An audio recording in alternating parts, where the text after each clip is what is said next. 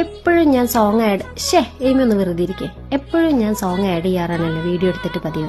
അപ്പം ഇന്നൊരു വെറൈറ്റി ആയിക്കോട്ടെ എന്ന് വിചാരിച്ചിട്ട് ഒരു ഓൺ വോയിസ് വീഡിയോ അങ്ങോട്ട് ചെയ്താലോ എന്ന് വിചാരിച്ചു. ജസ്റ്റ് ഞങ്ങളൊന്ന് പുറത്തിറങ്ങിയതായിരുന്നേ. അതിൻ്റെ പട്ടി ഷോ മാത്രമാണ് ഈ കണ്ടുകൊണ്ടിരിക്കുന്നത്. കോഴിക്കോട് ബീച്ചിലാണ് പോയത്.